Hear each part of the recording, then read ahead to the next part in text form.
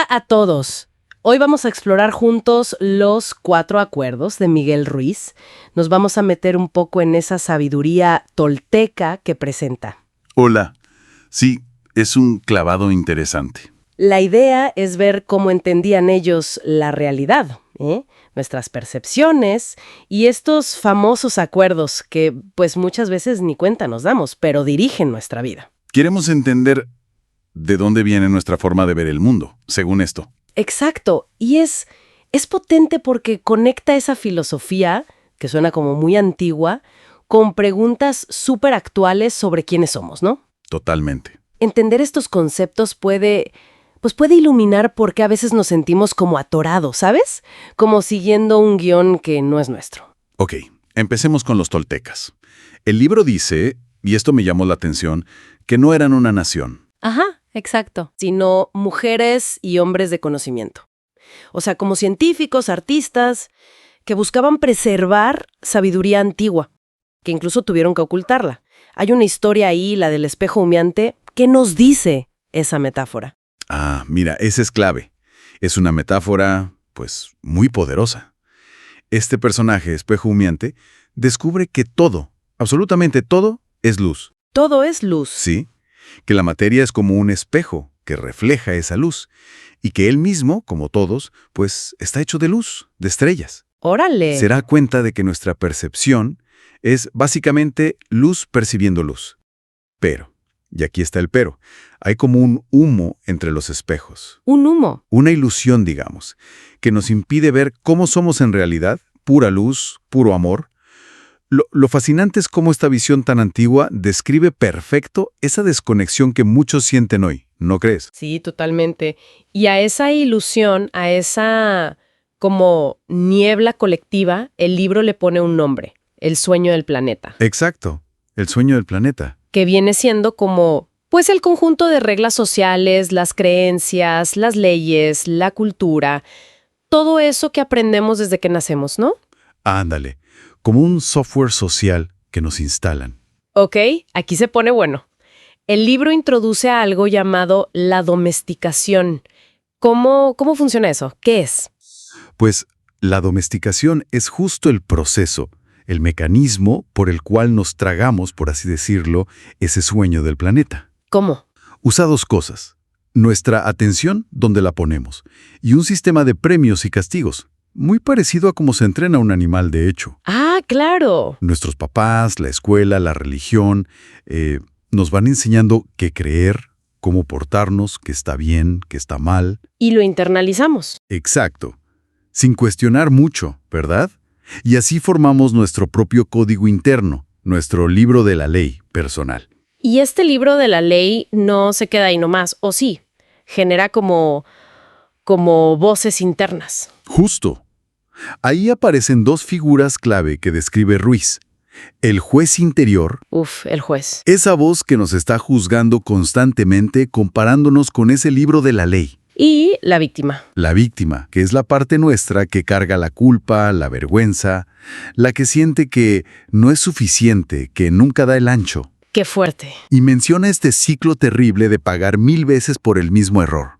Un autocastigo constante basado en creencias que, si lo piensas, nunca elegimos nosotros. Claro, nos las dieron. Exacto. Y si conectas esto, pues ves la raíz de un montón de infelicidad, de autorrechazo, de tratar de encajar en una imagen de perfección que ni siquiera es real, ¿no? Y todo este juicio, este diálogo interno, genera como un ruido, ¿cierto? El libro habla del mitote. Ándale, el mitote. Es el caos mental. Imagina miles de voces hablando al mismo tiempo en tu cabeza. ¡Wow! Opiniones contradictorias, juicios, creencias heredadas, miedos. Todo revuelto. Es como una neblina espesa que no te deja ver quién eres de verdad. Y te mantiene con miedo. Te mantiene en el miedo, sí. De hecho, sugiere algo potente. Que el miedo más grande no es a morir. ¿Ah, no? ¿Entonces cuál? Es el miedo a vivir, a ser auténticos, a romper con ese sueño. Entonces, a ver si voy entendiendo. Parece que vivimos como amarrados por acuerdos invisibles que aceptamos sin más. Correcto. Hemos hecho un montón de acuerdos. Acuerdos sobre quiénes somos, cómo debemos ser, qué esperar de la vida, de los demás. Definen nuestra personalidad. Definen nuestra personalidad. Exacto. Pero el problema es que muchos de esos acuerdos se basan en el miedo y nos quitan poder, nos drenan la energía. La buena noticia, según el libro, es que sí es posible romper esos acuerdos que nos limitan. Ok, entonces, resumiendo un poco.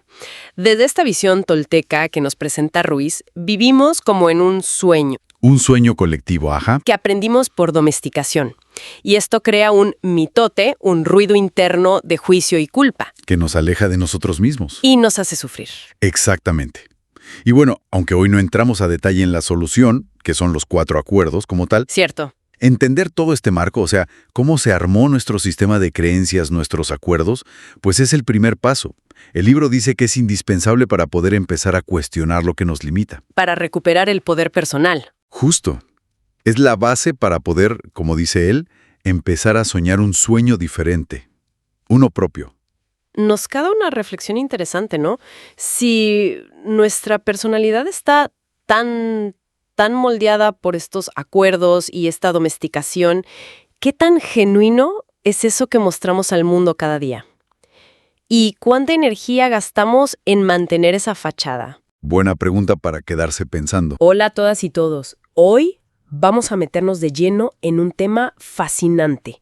El poder, casi diría yo, mágico que tienen nuestras palabras. Sí. Mágico y peligroso a veces. Exacto. El material que revisamos hoy las compara con una espada de doble filo. Pueden crear o pueden destruir. Así es. Y bueno, nos vamos a centrar específicamente en el primer acuerdo del libro Los 4 acuerdos de don Miguel Ruiz, que dice, sé impecable con tus palabras. Que según el propio libro, es el acuerdo más importante. El más importante, y fíjate, también dice que es el más difícil de cumplir. Cierto. Así que bueno, el objetivo hoy es rascarle un poco, ¿no? Entender qué es eso de ser impecable y por qué se supone que tiene un impacto tan grande en la vida. Exacto. Desentrañar esa idea. Perfecto. Pues entrémosle. El texto arranca diciendo que este acuerdo es como la llave para crear el cielo en la tierra. Una idea bastante potente. Muy potente. Y lo conecta con la idea de que las palabras son un don, nuestro poder creativo fundamental. Sí, hace referencia a esa frase bíblica, ¿no? En el principio existía el verbo. Justo esa. Sugiere que las palabras son la herramienta con la que manifestamos todo.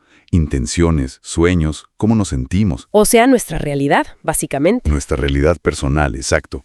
Son, dice el texto, la herramienta más poderosa que tenemos como humanos. Pero ahí viene el pero, ¿verdad? El doble filo del que hablábamos. Ahí está el meollo, porque si se usan mal, se convierten en lo que el autor llama magia negra. Magia negra. Suena fuerte. Suena fuerte y lo es. Se refiere a usar las palabras para crear sufrimiento, miedo, limitación, tanto en otros como en uno mismo. El texto pone un ejemplo histórico muy duro. El de Hitler, ¿cierto? Sí. Cómo usó palabras cargadas de miedo, de odio, para manipular a millones de personas, llevando a una catástrofe. Es un recordatorio brutal del poder destructivo que puede tener la palabra mal usada. Tremendo. Y por el contrario, la impecabilidad sería usar ese mismo poder, esa misma magia, pero para lo opuesto. Para construir. Para construir belleza, amor, entendimiento. Para crear ese cielo en la tierra personal y quizá colectivo. Ok. Y para entender cómo funciona esto, sobre todo el lado negativo, el libro usa una analogía que me pareció muy clara. La de la mente como un campo fértil. Buenísima analogía, sí. Nuestra mente es como tierra fértil. Y las palabras, las opiniones, las ideas que oímos o nos decimos, son como semillas. Y dice algo clave, que nuestra mente suele ser especialmente fértil para ciertas semillas. Para las semillas del miedo, lamentablemente. Parece que esas prenden más fácil. ¿Y cómo se ve eso en la vida diaria? Pienso en comentarios que uno escucha o que incluso nos hacemos. Tipo, no sirves para esto, qué torpe eres, nunca vas a poder. Esas serían las semillas. Exactamente esas.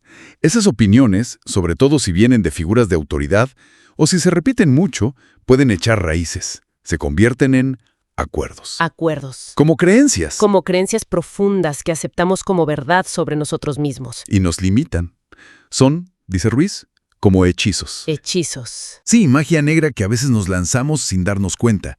El ejemplo que pone el libro es muy gráfico. Una mamá, cansada, estresada, le grita a su hija que canta horrible. ¡Ay, qué duro! Durísimo. Y esa palabra lanzada sin pensar se puede convertir en un acuerdo para esa niña, un hechizo que la silencie para siempre, que le cree un complejo de por vida sobre su voz. Y la mamá probablemente ni siquiera tuvo esa intención, ¿no? Probablemente no. Fue, digamos, magia negra por ignorancia, por no ser consciente del poder de sus palabras en ese momento. De ahí la importancia de entender qué es ser impecable. Que como decías, no es solo no decir malas palabras. Para nada. Va mucho más profundo. La palabra viene del latín impecatus. Im es sin y peccatus es pecado. Sin pecado. Pero aquí viene lo interesante. Ruiz redefine pecado. No es una ofensa a Dios, sino cualquier cosa que haces en contra tuya. Contra mí mismo. ¿Cómo? Juzgarte, culparte, rechazarte, hablarte mal, todo eso es pecar contra ti. Entonces, ser impecable es, fundamentalmente, no usar las palabras en tu propia contra. ¡Wow! ¿Eso cambia la perspectiva? Totalmente. Significa asumir responsabilidad por tus acciones, claro, pero sin caer en la culpa que te destruye. Es usar el sentido común, pero también es un acto de amor propio. Y de honestidad, ¿no? De alinearte con tu propia verdad. Exacto. Y fíjate, el texto dice que incluso cuando usamos palabras para dañar a otros, para criticar, para juzgar, ese veneno que lanzamos, tarde o temprano se nos regresa, nos termina dañando a nosotros. Tiene lógica. Genera un ambiente tóxico del que somos parte. Correcto. Y lo hacemos todo el tiempo, ¿no? Usamos palabras para quejarnos, culpar, reprochar, para esparcir lo que el libro llama veneno emocional. Rabia, celos, envidia, odio. Todo eso. Y pone al chisme como la peor forma de magia negra. El chisme, sí, lo describe como veneno puro. Veneno puro. Dice que es como un virus informático. Una pequeña mentira o distorsión puede infectar toda la comunicación, la forma en que percibimos a alguien. Corrompe la confianza, genera malentendidos, crea ese caos mental que los toltecas llamaban mitote. Justo. Ese ruido mental lleno de juicios y percepciones erróneas. Y a veces, dice, hay piratas informáticos, gente que intencionadamente esparce ese veneno para manipular. ¡Qué fuerte! Y no solo es hacia afuera, ¿verdad? También nos aplicamos esa magia negra a nosotros mismos. Constantemente. El diálogo interno. Estoy gorda, soy un tonto, nunca voy a ser suficiente. Exacto. Nos lanzamos esos hechizos pequeñitos, día tras día, y van minando nuestra energía, nuestra autoestima. Es brutal como nos hablamos a veces. Pero bueno, el acuerdo no se quedó solo en señalar el problema. También ofrece la solución, ¿no? Cómo funciona la impecabilidad como antídoto. Pues, al empezar a practicarla, al ser conscientes de nuestras palabras y usarlas para construir, no para destruir, ni a otros ni a nosotros, empezamos a desarrollar una especie de inmunidad. Sí. La mente deja de ser ese campo tan fértil para las semillas del miedo o los hechizos que vienen de afuera. Si tú sabes quién eres, si te tratas con respeto a través de tus palabras, lo que digan los demás ya no te pega igual. Exacto. Pierde poder sobre ti. El texto dice que la autoestima es directamente proporcional a qué tan impecable eres con tu palabra. Tiene todo el sentido. Adoptar este acuerdo es como empezar una desintoxicación emocional. Una limpieza profunda, ¿sí? Y es empezar a usar tu propia magia blanca, empezando por ti mismo. ¿Cómo? Hablándote bien, usando las palabras para afirmar tu valor, para romper esos viejos acuerdos limitantes que te hacen sufrir. Decirte a ti mismo, soy capaz, merezco amor, soy valiosa. Ese sería el primer paso para usar las palabras como herramienta de creación positiva. Cambiar el diálogo interno. Justo ahí empieza la transformación. Entonces, resumiendo un poco, ser impecable con las palabras es mucho más que simple educación o cortesía. Es una herramienta poderosísima para cambiarnos por dentro. Definitivamente. Es un camino para ir dejando atrás el miedo, el autojuicio. Y para cultivar conscientemente el amor propio, la paz, usando el lenguaje de forma positiva, hacia nosotros y hacia los demás. Exactamente. Usar ese don, ese poder creativo, para bien. Y como reflexión final, para quienes nos escuchan, quizá valdría la pena pensar. ¿De qué forma específica, tal vez en un pensamiento que se repite mucho o en algo que le decimos a alguien más, podríamos aplicar la impecabilidad hoy mismo? Buena pregunta. ¿Qué pequeño cambio en cómo usamos las palabras, internas o externas, podría empezar a desactivar un hechizo negativo que llevamos cargando quizá por mucho tiempo? Ahí queda la reflexión. Bienvenidas y bienvenidos a esta nueva exploración. Hoy vamos a meternos de lleno con una idea, híjole, suena sencilla, pero tiene muchísima miga, ¿no? Viene de Los 4 Acuerdos de don Miguel Ruiz. Sí, es el segundo acuerdo. El segundo acuerdo. Exacto. No te tomes nada personalmente. Y es súper interesante porque, bueno, sigue al primero, el de ser impecable con las palabras, pero este tiene una fuerza especial para quitarnos mucho sufrimiento de encima. Es que la promesa es grande, ¿eh? Llegar a ser como inmune al veneno emocional de otros suena casi a superpoder. A ver, vamos a desmenuzarlo. ¿Qué significa realmente en el día a día eso de no tomarse las cosas personalmente? El libro pone un ejemplo muy claro, creo. Sí, uno muy gráfico, muy directo. Imagina que vas por la calle y alguien, un desconocido, te grita un insulto. Pues ese insulto, dice Ruiz, no habla de ti. Habla de la persona que grita. Totalmente. Habla de su propia carga, sus rollos, sus miedos, sus creencias, de lo que él llama su domesticación. Viven, digamos, en su propia película mental, en su sueño. O sea que, si me lo tomo personal, es como si yo aceptara entrar a su película sin saber de qué va. Y peor aún, creyendo que su visión de mí es la verdad. Justo eso. Es darle más peso a lo que dice alguien desde su mundo que a tu propia experiencia, a tu propio conocimiento de ti. Y ahí, bueno, entra otro concepto que menciona el libro, la importancia personal. Ah, sí, la importancia personal. Que en el fondo, dice Ruiz, es una forma de egoísmo. Creer que todo, lo bueno y lo malo, gira alrededor nuestro. Pero a ver, ¿por qué es tan fácil caer? Uno escucha algo y ¡pum! Luego sientes el golpe. Es casi instintivo. Pues caemos porque en algún rinconcito de nosotros, esa crítica, esa opinión, conecta con algo que ya creemos de nosotros mismos. Una inseguridad, un miedo. O sea, estamos de acuerdo en algún nivel. Exacto. Si alguien dice algo feo y te duele, es porque una parte tuya dice, sí tiene razón. Y esa pequeña concordancia, por mínima que sea, es la puerta por donde entra el veneno. Te vuelves, como dice el texto, presa fácil. Claro. Y de ahí a sentirte ofendida, a querer defenderte, a tener la razón a toda costa. Sí, y se arman unos líos. Innecesarios muchas veces. Se hace una montaña de un granito de arena, ¿no? Tal cual. Porque nuestra importancia personal se siente atacada. Y esto, fíjate, se liga con otra palabra que usa Ruiz que es muy sonora, el mitote. El mitote. Suena como a chisme, a ruido, ¿no? A mercado. Voces son nuestros acuerdos, nuestras creencias, los miedos, todo peleándose entre sí. Ah. Por eso a veces no sabemos ni qué queremos, ¿no? Hay un caos interno. Y bueno, el no tomarte las cosas personalmente ayuda a bajarle el volumen a ese mitote. Claro, porque dejas de echarle leña al fuego con lo que dicen los demás. Exacto. Dejas de alimentar esas voces internas con validación o invalidación externa.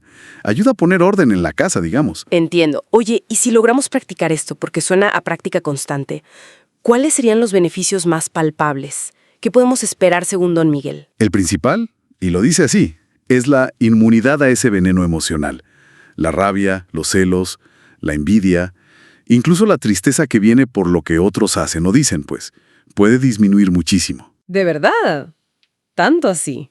Sí, porque rompes hábitos mentales, rompes acuerdos que te tienen atrapado en sufrir por lo de afuera. De hecho, fíjate, hace una afirmación bien fuerte. Dice que practicar los 2 primeros acuerdos, este y el de la palabra impecable, rompe como el 75% de esos pequeños acuerdos limitantes que nos frenan. 75%, híjole, es un montón. O sea que gran parte de nuestro malestar viene de cómo reaccionamos a los demás y de lo que decimos. Exacto. Y el libro también aclara que esto no es solo para las críticas, ¿verdad? También para los halagos. Correcto. Ni lo uno ni lo otro debería definirte si tú sabes quién eres. La idea es que tu valor no dependa de si te aplauden o te critican. Y va más allá. Incluso si tú dices algo y la otra persona se siente herida, el libro plantea que tú no causaste la herida. ¿Cómo? Sino que tus palabras tocaron una herida que ya estaba ahí, en esa persona. La reacción emocional al final es responsabilidad de quien la siente. ¡Wow! Eso sí que cambia la perspectiva. Pero entonces, ¿no significa volverse frío o indiferente? ¿O ya no confiar en nadie? No, para nada. No es indiferencia ni desconfianza ciega. Es Entender que cada quien ve el mundo desde sus propios lentes, ¿sabes? Desde sus propios acuerdos y su historia. Entender la subjetividad. Justo. Cada persona interpreta la realidad a su manera. Incluso, fíjate, nuestras propias opiniones sobre nosotros mismos son parte de esos acuerdos. No son la verdad absoluta y tallada en piedra. Claro, también nos contamos historias a nosotros mismos. Oye, ¿y en las relaciones, cómo aplica esto? ¿El material menciona algo sobre aceptar que alguien se vaya si no nos trata bien? Sí, sugiere que si alguien no te trata con amor, con respeto, pues, aunque duela al principio, que se vaya. A la larga es un regalo. Te libera de algo que no te nutre. ¿Tiene lógica? Y también habla de las mentiras. Dice que la gente miente sobre todo por miedo. Miedo a que la juzguen, miedo a no ser perfecta, a mostrarse vulnerable. Miedo a la reacción del otro, quizá basada en acuerdos previos. Puede ser, sí. Por eso esperar que los demás siempre nos digan la verdad, toda la verdad, pues es poco realista. A menudo ni siquiera son totalmente honestos consigo mismos. Entonces, ¿qué hacemos? ¿Desconfiar de todo? No. La clave que propone Ruiz es enfocarte en ser veraz contigo misma, contigo mismo. Eso te protege del dolor innecesario que viene de creer ciegamente en lo externo. Y te da fuerza para usar tu propio juicio, tu discernimiento, para decidir qué creer y qué no. Vale, entonces, resumiendo mucho, el gran regalo de este acuerdo es... Libertad, paz interior. Porque te haces responsable solo de tu parte. Exactamente. Te haces cargo de tus acciones, tus palabras, tus reacciones. Ya no cargas con las del otro. Y eso me imagino construye muchísima autoconfianza. Claro, porque empiezas a tomar decisiones desde ti, desde lo que tú crees y sientes, sin necesitar tanto la aprobación o el miedo a la desaprobación de afuera. Te permite, como dice la fuente, interactuar con el corazón más abierto, sin tanto miedo al rechazo o a hacer el ridículo. Porque entiendes que si alguien reacciona mal, pues eso habla más de esa persona que de ti. Qué liberador suena eso, de verdad. Y para ir cerrando nos deja una reflexión, como para pensarla, ¿no? El texto sugiere algo así como que la mente puede captar ideas o voces que no son estrictamente nuestras. Sí, menciona la posibilidad de percibir cosas de otras realidades, o de aliados, como los llama. Es una idea más mística, si quieres. Pero interesante, porque si ni siquiera nuestros pensamientos son 100% personales o necesariamente ciertos, ¿cómo hacemos para equilibrar esto de no tomar nada personalmente, pero al mismo tiempo saber qué voces, internas o externas, sí vale la pena escuchar y cuáles son lo ruido? Esa es la gran pregunta, ¿no? El discernimiento. ¿Cómo distinguir la intuición genuina o la sabiduría externa del simple mitote propio o ajeno? Exacto. Ahí queda la reflexión, ¿no? Algo para seguir explorando cada quien. Bienvenidos. Hoy nos vamos a meter a fondo con una idea. Una que de verdad puede cambiar cómo nos relacionamos. No hacer suposiciones. Viene del tercer acuerdo del libro de Don Miguel Ruiz, Los 4 acuerdos. Tenemos aquí los extractos clave. Vamos a ver por qué este hábito, que parece tan normal, ¿no?, causa tanto problema y cómo podemos empezar a quitárnoslo de encima. El texto lo pone muy claro desde el principio. Damos por hecho cosas de todo y, peor, creemos que esas suposiciones son la realidad. Y, bueno, de ahí a los malentendidos, a tomarnos todo personal, pues es un paso. Se crea eso que el texto llama veneno emocional, que nos lleva a hacer esto una y otra vez. Pues fíjate que el material sugiere que es por una necesidad de sentirnos seguros. Como que necesitamos tener una explicación para todo, ¿no? Para llenar esos huecos cuando algo no entendemos bien. Y muchas veces, pues es más fácil inventarnos algo que enfrentar el no saber. O, yo creo que más profundo, el miedo a preguntar. Miedo a la respuesta, quizá. Es interesante cómo la mente, queriendo ayudar, termina siendo un relajo, ¿no? Interpretamos mal, oímos lo que queremos oír y construimos castillos en el aire. Y ese relajo mental tiene consecuencias bien tangibles, ¿verdad? No se queda en la cabeza. Para nada. Genera mucho sufrimiento, la verdad. El texto argumenta que gran parte de la tristeza, de los dramas que vivimos, nacen justo de ahí, de suponer y luego sentirnos atacados por nuestras propias suposiciones. Eso alimenta lo que llama el sueño del infierno. Ese estado de conflicto constante, interno y con los demás. Y claro, es el terreno perfecto para el chisme, que al final es, pues, esparcir nuestras suposiciones tóxicas. Pensando en el día a día, el impacto en las relaciones debe ser tremendo. Los ejemplos que pone el libro son muy claros. Sí, tocan fibras sensibles, como eso de esperar que tu pareja adivine lo que quieres, sin que se lo digas, claro, y luego el enojo. Es que deberías haber sabido, cuando nunca hubo una comunicación clara. O asumir que los dos ven el futuro igual, ¿no? El matrimonio, los hijos, sin hablarlo antes. Exacto. O incluso, fíjate, el ejemplo de la sonrisa de alguien en la calle. Cómo a partir de eso podemos crear toda una historia, una relación imaginaria. Sí, sí. Y no solo sobre otros, ¿eh? También lo hacemos con nosotros mismos. O nos creemos menos, o nos inflamos de más, basados en puras suposiciones. Y en las relaciones de pareja hay una suposición que el texto recalca como muy dañina. Esta idea de, con mi amor, va a cambiar. El libro es tajante. El amor verdadero acepta cómo es la persona, no busca transformarla. Claro, intentar cambiar al otro es, pues no amarlo realmente por quien es ahora. Exacto, y conectando esto con el panorama general, pues resalta lo importante que es buscar a alguien compatible de verdad.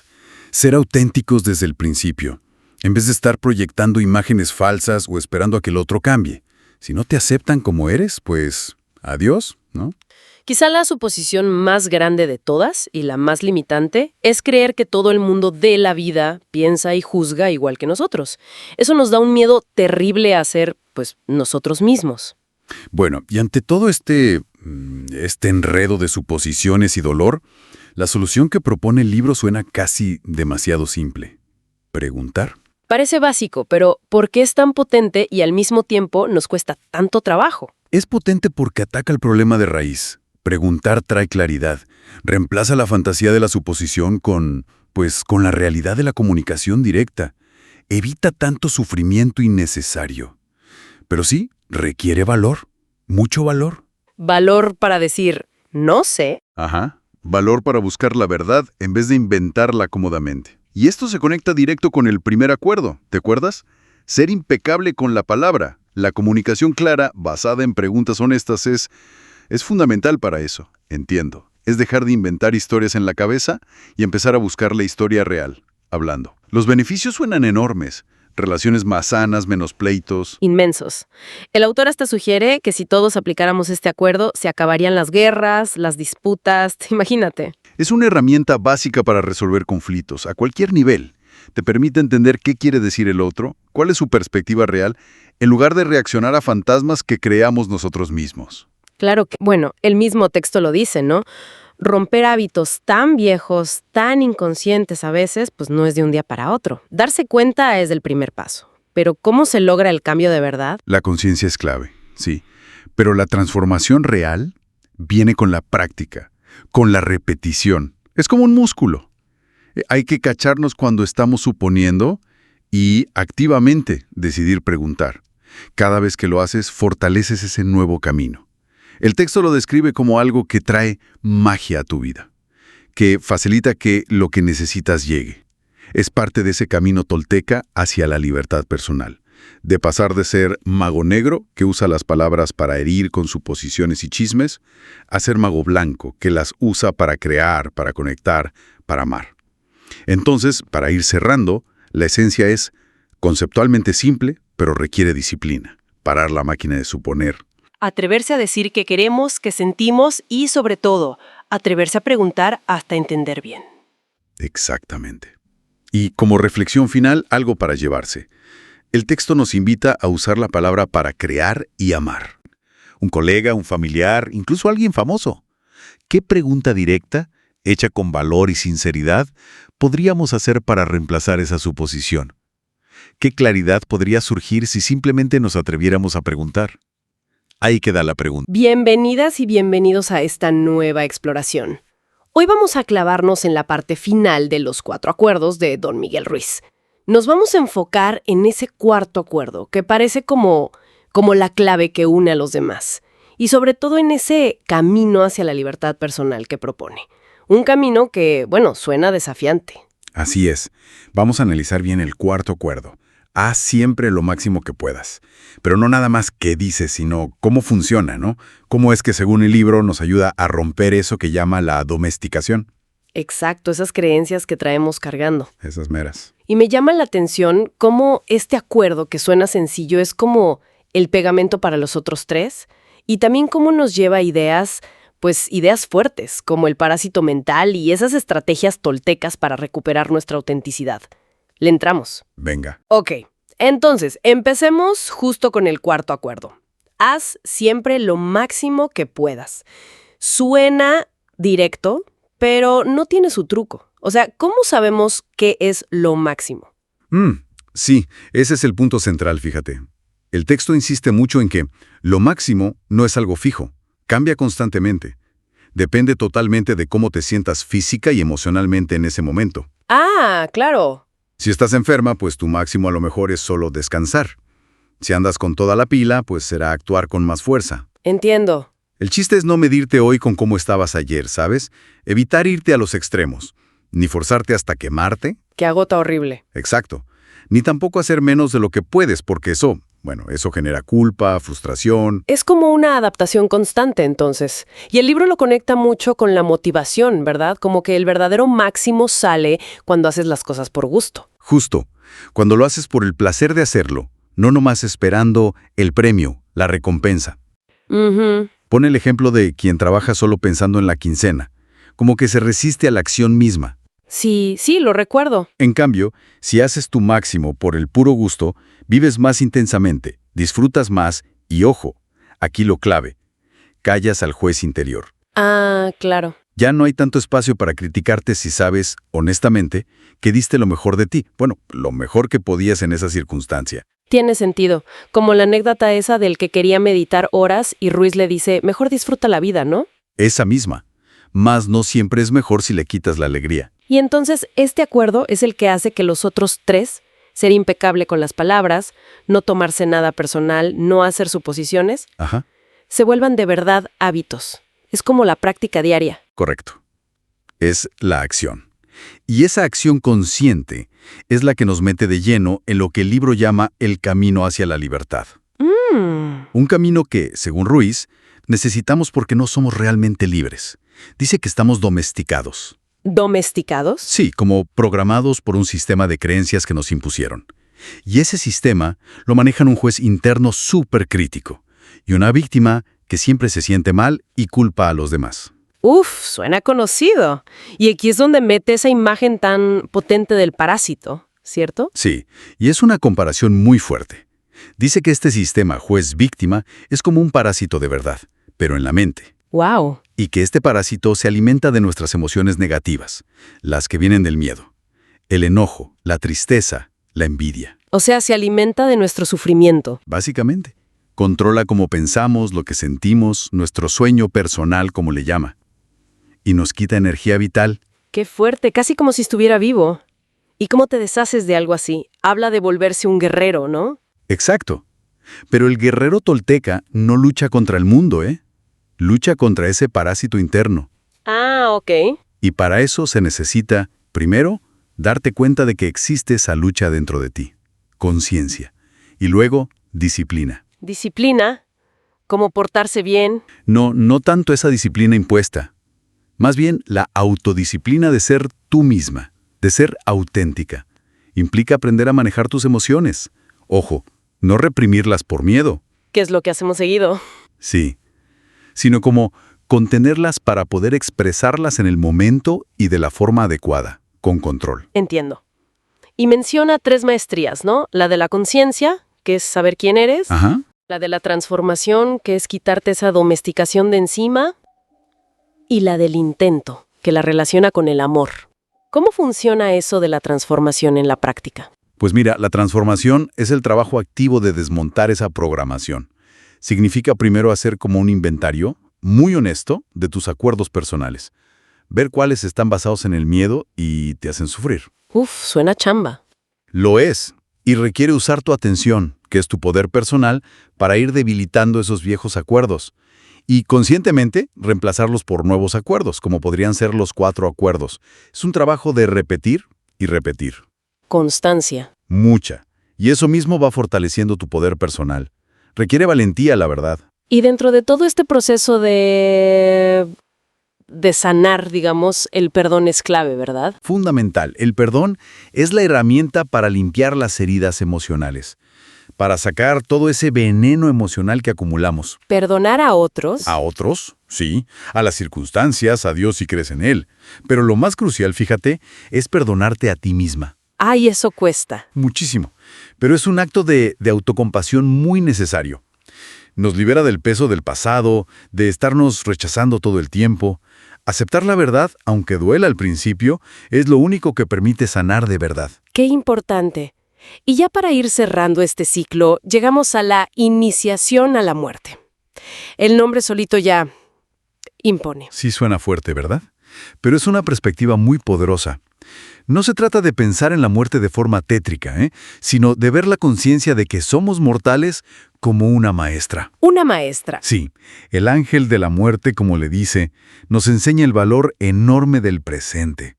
Si supieras que hoy es tu último día, ¿cómo vivirías? ¿Qué harías diferente? Buena pregunta. Te impulsa a soltar el pasado, a dejar de angustiarte por el futuro y, sobre todo, a expresar tu amor, ahora.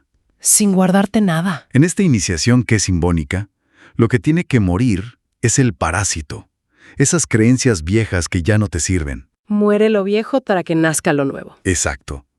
Esa muerte permite tu resurrección a una vida más auténtica, una vida desde la libertad y el amor. Entonces, resumiendo un poco, hacer lo máximo posible, pero adaptado a cada momento, es como la acción concreta que activa todo lo demás. ¿Así es? Y esa práctica nos mete en un camino para liberarnos que implica, pues, confrontar nuestros programas internos, sanar con el perdón y vivir más conscientes del aquí y el ahora. Exactamente. Es un viaje, un proceso continuo. No es que llegues a una meta y ya. Es autoconocimiento y acción consciente momento a momento. Pues queda una reflexión interesante, ¿no? Si parte de esto es romper acuerdos basados en el miedo, ¿qué pequeño acuerdo personal, quizá esa vocecita que dice no puedo o no soy suficiente, podríamos empezar a desafiar hoy? Simplemente aplicando ese máximo posible en esa cosita concreta, sin aferrarnos tanto al resultado. Ahí se las dejamos. Buena reflexión. Hasta la próxima exploración. Arrancamos hoy nuestra exploración con unos fragmentos, fascinantes la verdad, sobre cómo vemos la vida y si de verdad podemos transformarla. Las ideas vienen de don Miguel Ruiz, en específico sobre esto que llama el nuevo sueño. La misión, digamos, es, pues, sacarle el jugo a esta perspectiva de cómo creamos la realidad y cómo podríamos tal vez elegir otra, una que se base más en el amor, en la libertad. Y el punto de partida es fuerte, ¿eh? Olvidar lo que ya sabemos para poder entender diferente. La idea clave es que la realidad que vivimos no es algo fijo, sino que es una creación nuestra, como un sueño que, de hecho, podemos cambiar. Dice que podemos crear tanto el infierno como el cielo. Entonces la pregunta es, pues, ¿por qué no usar esa imaginación, esas emociones, para soñar el cielo? Exacto. Y esa capacidad de elegir es el centro de todo, ¿no? El texto hasta te pone un ejercicio, muy visual. Imaginar un mundo donde el amor sale de todo, ¿sabes? De los árboles, del cielo, de la gente. Incluso verlo detrás de la tristeza de alguien o de su enojo. Es como cambiar los lentes con los que miras para ver activamente ese amor que, según esto, ya está ahí. Ok, a ver, platícame más de eso del nuevo sueño. ¿Qué implica? Se describe como una vida donde, bueno, no tienes que justificar por qué existes, sin broncas internas ni con los demás. Vivir sin miedo a decir tus sueños, a pedir lo que necesitas, a decir sí o no, libremente. Y eso es súper importante, ¿no? Lo de soltar el miedo al qué dirán. Y no sentir que tienes que controlar o que te controlen. ¿Te imaginas vivir así, sin esa carga? Ujú. Y justo ligado a eso, plantea algo, pues, bastante radical, que tanto sufrir como ser feliz son al final elecciones, aunque siempre encontremos pretextos para sufrir, ¿verdad? El argumento es que no hay una razón de peso o una razón real para hacerlo. Y la felicidad, pues, también se elige. Se habla de vivir en un estado de dicha, como si estuvieras enamorada todo el tiempo, viendo amor en todo.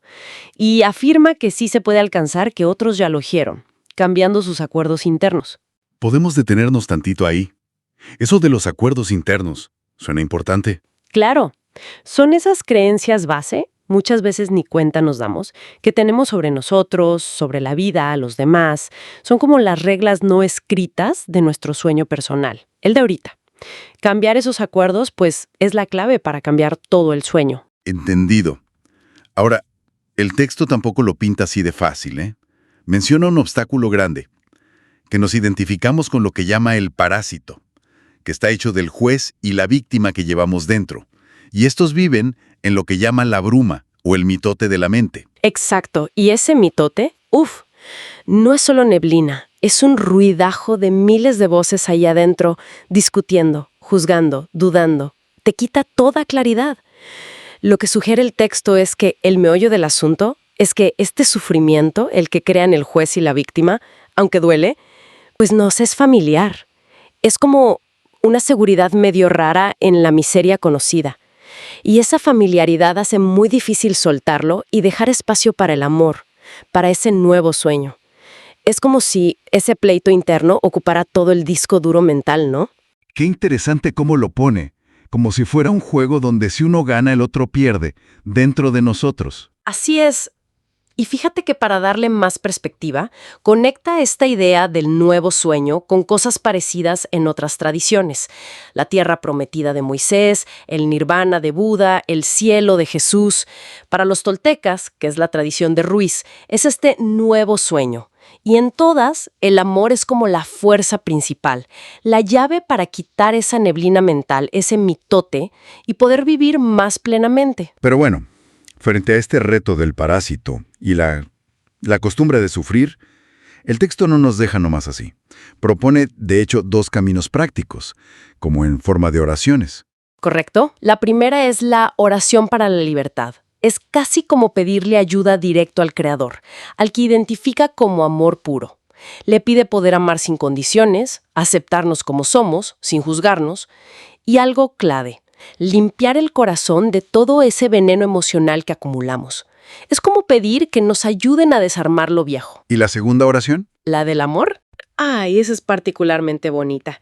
Usa una metáfora muy poderosa. Imagina a un anciano sabio que te da una llamita de su propio amor y te la pone en el corazón. Y esa llama, nos dice, crece, va purificando las emociones feas y se expande hasta que sientes amor y unidad con todo, ¿sabes? Con los árboles, la tierra, los animales, el agua, el aire, las estrellas, la gente.